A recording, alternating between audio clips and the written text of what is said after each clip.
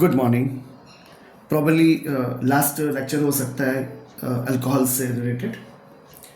कुछ प्रॉपर्टीज़ रह गई हैं, उस पर बात कर लेते हैं। फिनॉल का एक बहुत अच्छी प्रॉपर्टी होती है कि इससे एक एसिड बेस इंडिकेटर बनता है जिसे हम कहते हैं फिनोफ्थलीन।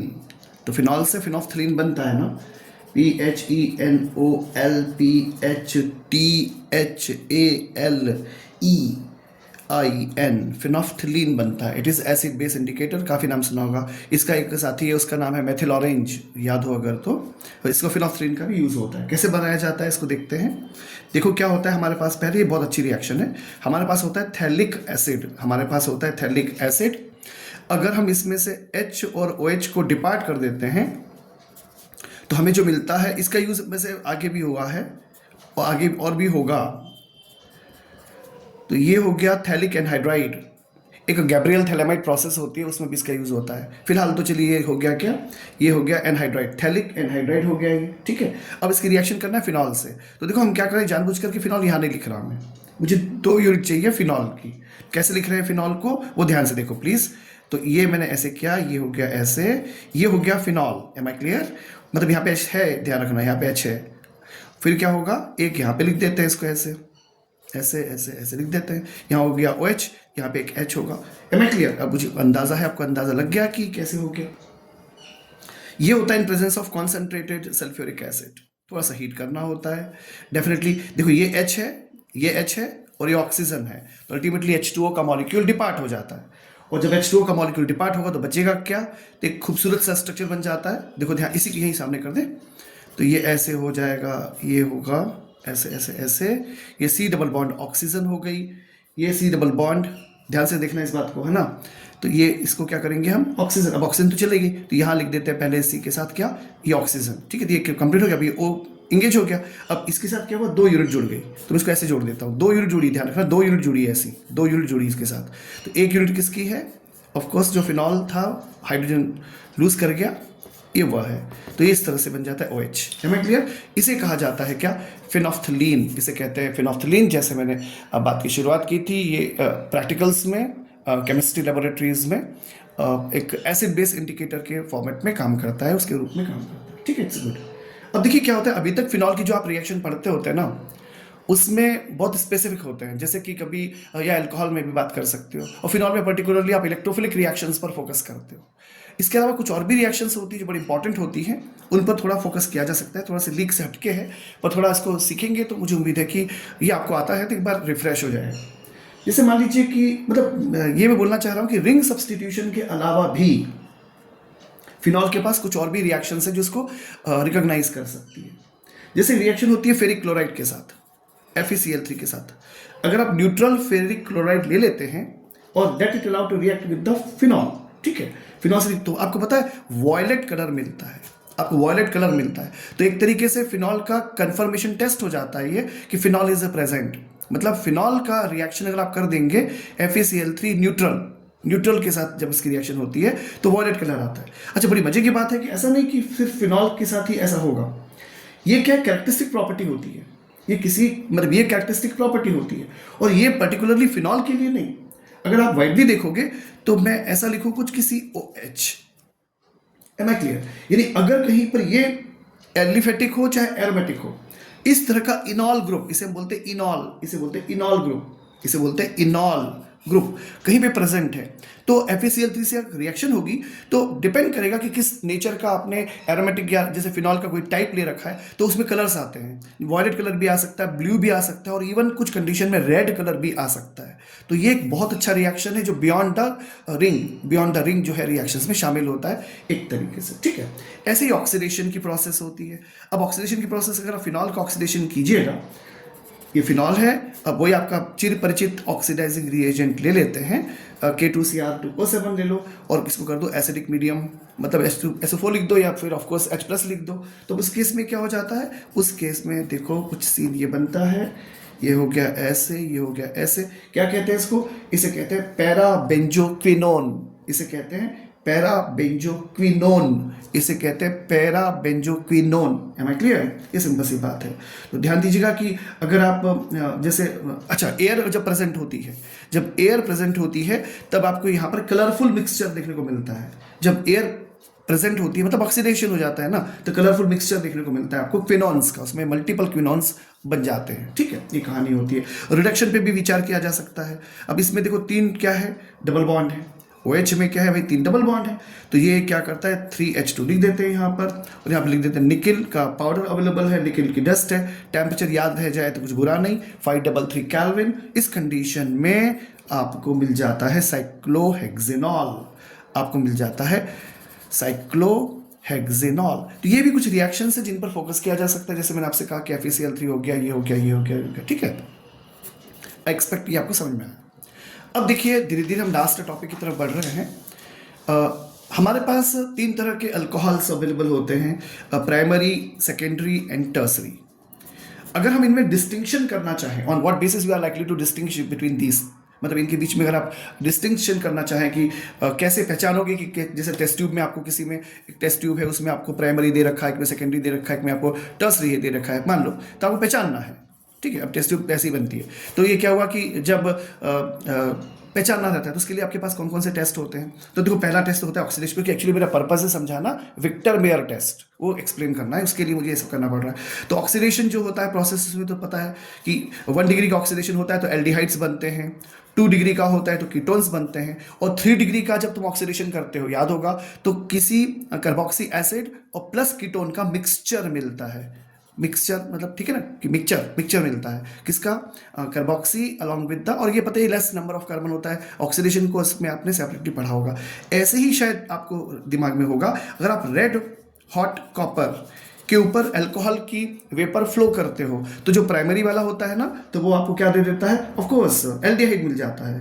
ठीक है, प्राइमरी से एल्डिहाइड मिलता है, सेकेंडरी से क्या मिलता है, कीटोन, और शायद याद होगा टर्सरी से तुम्हें मिलते हैं अल्कीन्स, टर्सरी से मिलते हैं अल्कीन्स। तो ये भी रिकॉग्नाइजेशन टेस्ट हो जाता है। पर मुझे आपको एक्सप्लेन करना है basically what is Victor Meyer test. तो ये 2 तरह से आप पहचान सकते हो। अब हम पढ़ते हैं जो बहुत इंपॉर्टेंट हो सकता है इसमें, क्योंकि जो डेरिवेटिव्स है वो अच्छे होते हैं, इसलिए विक्टर मेयर टेस्ट किसके लिए होता है, प्राइमरी, सेकेंडरी, टर्सरी अल्कोहल को रिकॉग्नाइज करने के लिए, उसको आइडेंटिफाई करने के लिए विक्टर मेयर टेस्ट यूज कर सकते हैं। ठीक है, देखिए कैसे करना क्या है, उसे ध्यान से सुनिएगा। मैं प्राइमरी, सेकेंडरी और टर्सरी तीनों को साइमल्टेनियसली डील करने की कोशिश करता हूं, तो मोस्ट प्रोबेबली आप इसको अच्छे से समझ पाएंगे। मान लीजिए आपने अल्कोहल ले लिया, प्राइमरी ले लो RCH2OH, ठीक है, फिर आप यहां पे कर दो R2CHOH, और पता है यहां पे क्या होगा, R3COH। Am I clear? ये प्राइमरी अल्कोहल, सेकेंडरी और ये टर्सरी। अब यहां पर क्या होगा उसे ध्यान से देखिए। सबसे पहले स्टेप में फास्फोरस प्लस आयोडीन ऐड कीजिए। क्या कीजिए, फास्फोरस प्लस आयोडीन इसमें ऐड कीजिए, फास्फोरस प्लस आयोडीन ऐड कीजिए, फास्फोरस प्लस आयोडीन ऐड कीजिए, फास्फोरस प्लस आयोडीन इसमें ऐड कर दीजिए। तो नेचुरली क्या होगा, बिल्कुल सरल सी कहानी है। ये जो दिख रहा है आपको, ये 1 डिग्री लिखा है, this is 1 degree, this is 2 degree, this is 3 degree, RCH2OH, R2CHOH, R3COH। Am I clear? Okay, तो पहले स्टेप में क्या होगा, सभी के आयोडाइड बनने हैं डेफिनेटली। यहाँ क्या बन जाएगा, RCH2I, यहाँ क्या बन जाएगा, R2CHI, यहाँ क्या बन जाएगा, R3CI। Am I clear? ये पहला स्टेप हो गया। Nice. Now it allow to react with silver nitrite. बिल्कुल सरल है। पहला स्टेप क्या था, फास्फोरस प्लस आयोडीन। गुड, क्या बन जाएगा, आयोडीन। अब चाहिए आपको सिल्वर नाइट्राइट, AgNO2, तो AgNO से रिएक्शन कीजिए। Now allow to react with AgNO2, now allow to react with AgNO2। अब देखो NO2 बने क्या होगा, I चल देगा, NO2 आ जाएगा, तो RCH2NO2 क्या बन जाएगा, यहां बन जाएगा R2CHNO2, यहाँ क्या बन जाएगा, R3CNO2। बिल्कुल सरल है। Am I clear? Of course. अब बन गया NO2। अब आपको रिएक्शन करना है नाइट्रस एसिड से। नाइट्रस एसिड मतलब HNO2, मतलब OHNO, नो, या ऑफ कोर्स जैसे आपको बोलना हो वैसे बोलो। तो आप मैं यहाँ लिख देता हूँ HONO लिख देता हूँ, होनो ऐसा लिख देते हैं। ठीक है, तो ये क्या किया आपने, नाइट्रस एसिड से रिएक्शन किया, और बस यहाँ से खेल शुरू होता है। जो इसमें अभी तक सब सेम चल रहा है ना, रिएक्शन हो रही। अब देखिए ध्यान से यहाँ पे क्या हो रहा है, यहाँ क्या होगा, ध्यान से देखिएगा। यहाँ पे देखिए RCH2NO2 है, इसे क्या है, RCH2NO2 था यहाँ, ये किसमें कन्वर्ट हो जाएगा, से रिएक्शन करेगा तो ये कन्वर्ट हो जाएगा सी, ये NO2 का कुछ नहीं बिगड़ना, ये H2 था, ये O हो गया, देखिए ध्यान से, ये H2 है ना, ये H2 और ये O गायब। अब क्या बचा आपके पास यहाँ पे NOH, तो यहाँ पे RCNO2 हो गया और डबल बॉन्ड के साथ लग जाएगा NOH। यहाँ पे थोड़ा सा डिफरेंस आया है, ध्यान से देखिएगा, ठीक है। अब देखिएगा यहाँ पर H2 था और यहाँ पे O है। प्राइमरी अल्कोहल में हाइड्रोजन है और ये O है, तो H2 डिपार्ट हो गया। अब देखिए सेकेंडरी अल्कोहल में एक H है और एक नीचे से OH मिलेगा। इसके पहले क्या था, नीचे से O आया है और यहाँ से हाइड्रोजन आया है, यहाँ पर H आया, यहाँ से OH आ गया, तो HOH फिर से बाहर हो गया। जब HOH बाहर हो गया तो इस केस में क्या हुआ, इस केस में बन जाएगा यहाँ पर R2C, ये NO2 एज इट इज रहता है, इसको कुछ नहीं होगा, R2C, और यहाँ पर हो जाएगा क्या, सिंगल बॉन्ड से N double bond oxygen. Am I clear, ये NO यहाँ लग गया, ये दूसरा स्पेसिफिक डेरिवेटिव बन गया। एम आई क्लियर, ये जो दिख रहा है इसे कहते हैं नाइट्रोलिक एसिड, ये जो दिख रहा है इसे कहते हैं नाइट्रोलिक एसिड, इसे कहते हैं nitrolic acid. Am I clear, और ये जो बना इसे कहते हैं सूडो नाइट्रॉल, इसे कहते हैं PSEUDONITROLE, सूडो नाइट्रॉल, ये नाइट्रोलिक एसिड सूडो नाइट्रॉल। और तीसरे केस में देखो यहाँ पे ध्यान से, ऊपर तो हाइड्रोजन है या नहीं है, तो रिएक्शन नहीं होती, यानी यहाँ पर ये रिएक्शन नहीं होती है, यानी अगर रिएक्शन हुई तो ऐसा हो जाएगा। Am I clear. अब क्या करना है आपको, इसकी रिएक्शन करा दें, ये बन चुका, अभी हमको बताएगा तो थोड़ा ना कोई फ्लैप निकल के थोड़ा सामने आता है कि मेरा नाम नाइट्रोलिक एसिड है। So let it allow to react with NOH। कैसे पहचाने हम इसको NH से रिएक्शन कर देते हैं, इसकी रिएक्शन भी कर दो NaOH से। यानी जो टेस्ट ट्यूब आपके पास उसमें आपको ये सब करना है, जो 3 टेस्ट ट्यूब है, एक में ये हुआ, एक में ये हुआ, इसमें कोई रिएक्शन नहीं हुई, यानी ये एज इट इज रहा, ठीक है। और आपने इसमें अभी भी, और हमको भी नहीं पता ना कि कौन सा क्या है, तो हमने इसमें भी NH डाल दिया, ठीक है, इसमें भी NH डाल दिया। अगर कोई कलर नहीं आता, कलरलेस, नो कलर, तो इसका मतलब हुआ वो टर्सरी है, नो कलर मतलब टर्सरी। और जैसे हम इसमें NH मिलाया और आपको ब्लू कलर देखने को मिलता है, ब्लू कलरेशन है, तो सेकेंडरी है। और अगर आपको ब्लड रेड, खून जैसा लाल रंग देखने को मिलता है, तो हम उसे बोलते हैं, ब्लड रेड कलर आ जाता है तो वो प्राइमरी अल्कोहल होता है। तो कितना सिंपल सा टेस्ट था जिसे कहते हैं वेक्टर मेयर टेस्ट। ये थोड़ा सा तो मेमोराइज करना पड़ता है ना सॉरी। अल्कोहल आपके पास अवेलेबल है, प्राइमरी सेकेंडरी टर्सरी, तो पहले स्टेप में फास्फोरस प्लस आयोडीन, उस आयोडाइड बन जाएगा। सेकंड स्टेप में AgNO2 से रिएक्शन कराइए सिल्वर नाइट्राइट से, तो नाइट्राइट बन जाएगा, जो भी अल्कोहल का नाइट्राइट बन जाएगा, ये सब में कॉमन होते हैं। उसके बाद में आप रिएक्शन करा देते हैं इसकी किसकी, HONO से, नाइट्रस एसिड से रिएक्शन कराते हैं। तो नाइट्रस एसिड से रिएक्शन करा के क्या होगा कि एक जगह कुछ बनेगा नाइट्रोलिक एसिड, एक जगह बनेगा सूडोनाइट्रोल, एक जगह कुछ नहीं होगा, पर हमको पता नहीं अभी कुछ बना कि नहीं बना। हम इसमें NH डाल देते हैं, जैसे NH डाल देते हैं तो ब्लड रेड आ जाता है। और ये ब्लड रेड कैसे आ जाता है, क्योंकि सोडियम सॉल्ट बन जाता है। यानी इस केस में एक्चुअली होता क्या है, इसका सोडियम सॉल्ट कैसे बनाओगे, RCNO2 हो जाएगा और यहाँ पे आएगा NONA+। M I clear. ये क्या करेगा, ब्लड रेड दे देगा। यहाँ पर क्या होगा, एग्जैक्टली यहाँ पर भी कुछ ऐसे ही होगा। यहाँ पर क्या होना है, ये जो Na दिख रहा है ये अवेलेबल हो जाएगा साथ में। यानी कहने का मतलब ये हुआ कि ये जो दिख रहा है ये आपको ब्लड रेड कलर में आएगा प्राइमरी, सेकेंडरी जो है आपको ब्लू कलर में आएगा, और नो कलर मतलब कलरलेस में टर्सरी कंफर्ट हो जाता है, ये कंफर्म हो जाता है। ठीक है, तो आई होप कि आप कंफर्टेबल होंगे इस टेस्ट में कि विक्टर ने टेस्ट कैसा है, तो कंफर्टेबली इसको किया जा सकता है। ठीक है, ये सिंपल सी कहानी हो गई। अब देखिए एक और टेस्ट होता है रिकॉग्नाइज करने के लिए, उसे कहते हैं लुकास टेस्ट। ये चौथा है लुकास टेस्ट, ये भी एक होता है। आपको पता है कि anhydrous ZnCl2 HCl plus anhydrous ZnCl2 इसे कहते हैं लुकास रीएजेंट, इसे कहते हैं लुकास रीएजेंट कहते हैं। ठीक है, गुड। अब आप जानते हैं primary, secondary and tertiary alcohol की HCl के लिए रिएक्टिविटी अलग अलग होती है, अलग अलग होती है। मतलब इसको आप केमिकल काइनेटिक्स की लैंग्वेज में समझ सकते हैं कि कोई फास्ट रिएक्शन करता है, कोई स्लो करता है, कोई बहुत ही स्लो रिएक्शन करता है, यानी कुछ इस तरह की कहानी हो जाती है। तो क्या होता है कि जैसे आप लुकास रिएजेंट जो है ये ऐड करते हैं, आपके पास टेस्ट ट्यूब है, फिर से 3 टेस्ट ट्यूब है, किसी में प्राइमरी है, किसी में सेकेंडरी है, किसी में टर्सरी है। तो आपने इसमें क्या करने का है, HCl प्लस एनहाइड्रस ZnCl2 डाल दिया, लुकास रिएजेंट डाल दिया इसमें। तो क्या होता है, अगर जो टर्बिडिटी आती है वो इमीडिएटली आ जाती है, इमीडिएटली टर्बिडिटी आती है, तो आई होप आपने पहचान लिया वो टर्सरी है। अरे फास्टेस्ट रिएक्शन होता है। अगर टर्बिडिटी कुछ समय बाद लगभग आप समय ऐसे किसे बताया जा सकता है, फिर भी मतलब मान लो कि कुछ समय, मतलब मान लो कि 2, 4, 5 मिनट में आता है, तो 2 डिग्री होगा। और आएगा ही नहीं, रिएक्शन ही नहीं होगा तो वो 1 डिग्री होता है, ठीक है। तो इस तरह से हम 1 डिग्री, 2 डिग्री और 3 डिग्री अल्कोहल को पहचान सकते हैं। तो ध्यान रखिए, लुकास रिएजेंट से भी इसको पहचाना जा सकता है कि प्राइमरी में कोई रिएक्शन नहीं होता है, सेकेंडरी में कुछ समय बाद यानी एकदम स्लो रिएक्शन होता है, और टर्सरी में रिएक्शन इमीडिएट होता है, तुरंत क्विक रिएक्शन, क्विक रिस्पॉन्स होता है, उसे हम कहते हैं लुकास टेस्ट से हम पहचान सकते हैं। एक इंपॉर्टेंट क्वेश्चन फिर से, आपको पता है कि कार्बोनिल ग्रुप का टेस्ट करने के लिए एक फेमस है, एक्चुअली ये तो होता है वैसे मेथिल कीटोन को टेस्ट करने के लिए यूज होता है, जिसे कहते हैं आयोडोफॉर्म टेस्ट। तो इसी को यहाँ पे भी किया जा सकता है, होता ही है ये। तो ये है iodoform test for alcohol, it is something special, it is something special, what you can speak now, iodoform test for alcohol. Maximum लोग ऐसा इमेजिनेशन कर रखते हैं कि आयोडोफॉर्म टेस्ट केवल मेथिल कीटोन की प्रेजेंस जानने के लिए होता है, नहीं, इसमें भी कुछ है। देखिए कैसे, अगर आप अल्कोहल को ध्यान से देखें तो किसी भी, जैसे अब मैंने लिखा तो उसमें CH3R हो गया है ना, फिर CHOH, ये तो प्रेजेंट है ना, ये भाई ये तो प्रेजेंट होता ही है ना, ठीक है कि नहीं। ये तो मतलब क्या समझ में आ रहा है कि ये लिंक होता है किसी कार्बन से है या हाइड्रोजन से लिंक होगा। तो जैसे इमेजिनेशन करो, H से लिंक हो जाएगा तो क्या बन जाएगा, HCH3 दिख रहा होगा ना आपको, ये C हो गया, ये H3 हो गया, CH3O, इस तरह से मतलब OH के साथ कोई कॉम्बिनेशन है, CH2 CH3 CH2OH बन जाएगा। अब यहाँ पे कोई R भी हो सकता है, मतलब CH2 जोड़ दो एंड सो ऑन, मतलब यहाँ पर आपके पास मल्टीपल डेरिवेटिव होते हैं, यानी ये फंक्शनल ग्रुप प्रेजेंट होता है, ये ग्रुप प्रेजेंट होता है, ऐसा बोल सकते हैं किसमें, अल्कोहल्स में। अब हम इसका यूज कर सकते हैं, इसे होगा क्या, ध्यान से देखिएगा, यानी आयोडोफॉर्म टेस्ट हम इसके साथ परफॉर्म कर सकते हैं। कैसे, जैसे मैंने लिया एथाइल अल्कोहल, करके देखते हैं, समझ में आएगा।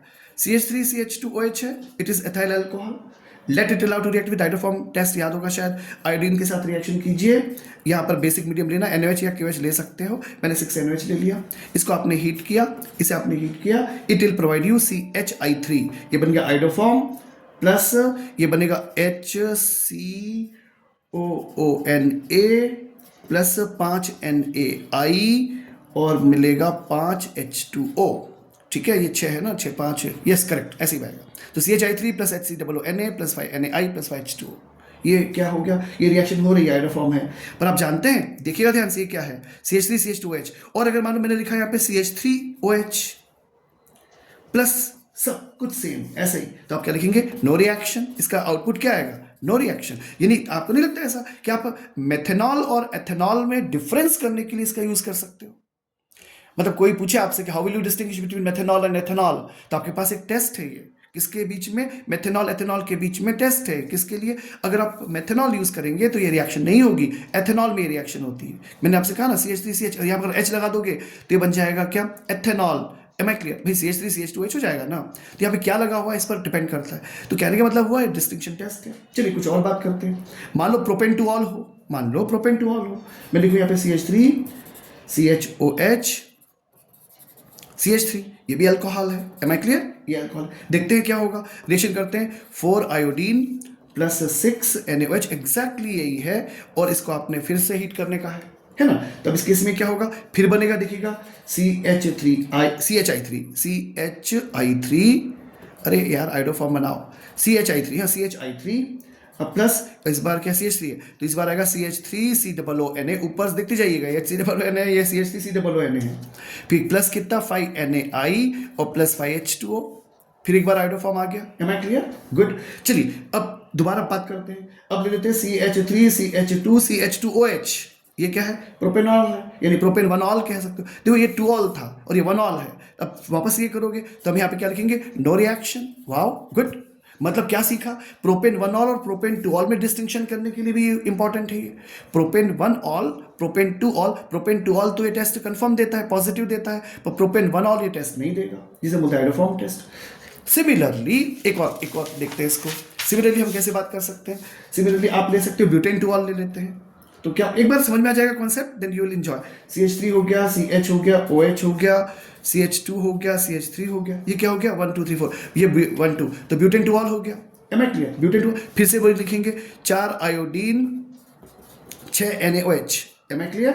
अब ध्यान से देखना, पहला क्या बनेगा CHI3 आयोडोफॉर्म, अब तो ये आप सीख गए। यहाँ पे क्या बनेगा, देखो पहली बार क्या बना था, HCOONA वाला कंसेप्ट था, फिर CH3 वाला आ गया। अब देखो ये दिख रहा है, क्या दिख रहा है, CH3 CH2, तो CH3 CH2 COONA बन जाएगा। पिछली बार भी यही हुआ था, 5 बना NaI, 5 बनेगा H2O। Am I clear? ये रिएक्शन हो रही है, आपको आयोडोफॉर्म मिल रहा है, ठीक है।